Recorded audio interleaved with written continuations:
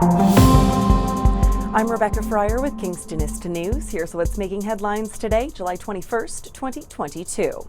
While the heat warning has been canceled for Kingston and the surrounding area, temperatures and the humidex are still making it uncomfortably hot in the Limestone City today. By 6:30 a.m., Kingston had already reached a humidex value of 30 degrees, with forecasters expecting it to feel closer to 36 degrees later this afternoon. So if you're struggling to beat the heat without air conditioning where you live, a reminder that public splash pads are open. Taking a dip in the lake or a cool shower or bath can offer some temporary relief, but otherwise there are some public cooling locations where you can cool down for free, including public libraries. You can check out the list right now at kingstonist.com and feel free to share to help keep others cool.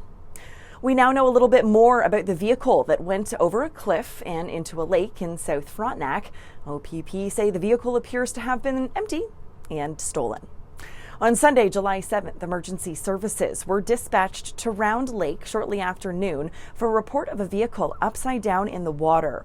OPP say they confirmed the vehicle was empty and then ran the numbers on the car to confirm that it had been stolen. The Ministry of the Environment has placed white booms around the vehicle to help contain any leaking fluid as police investigations continue. OPP asks anyone with any information on this incident to contact them or Crime Stoppers at 1-800-222-TIPS or online at crimestoppers.ca. The Kingston Humane Society will have to close its doors this weekend, July 23rd and 24th, due to a COVID-19 outbreak. This means the shelter will be unable to process any appointments or have any public interactions, including adoption and surrender appointments, and there will be no drop-offs of stray or abandoned animals until Monday, July 25th at 11 a.m. But they said that if they don't have enough staff by Monday, there may have to be more changes. They may have to remain closed, and will communicate any of those changes via their social media channels.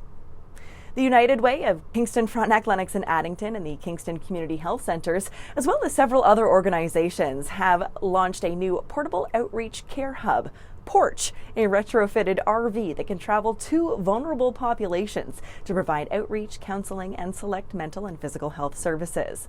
The Porch will travel to parks, encampments, local gatherings, events, and festivals, as well as rural areas to provide services for those who would otherwise not have access. Inside the RV, there are counseling rooms, a group room, and a space for clinical care, as well as technology to connect people to remote healthcare providers.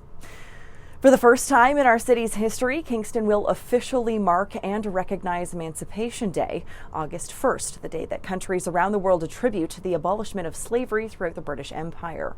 To observe the day, the City of Kingston says that they have been working with local residents and community partners to offer programming that highlights Black history and celebrates Black people and cultures. More details on the programming and events that will be offered on Emancipation Day and the weeks that follow, which includes actually a Black community gathering in Lake Ontario Park coming up Sunday, July 31st from noon till 5 with games, music, storytelling, and so much more. You can all find those details at City of Kingston's website or at the link right now at kingstonist.com.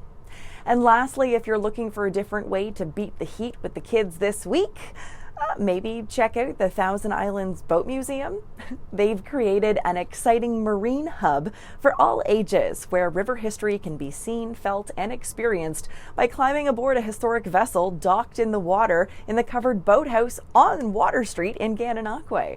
There's also 30-minute guided tours of the Thousand Islands in beautiful classic wooden boats, or you can sign the kids up for one of their hands-on building experiences like a class to make your own oar.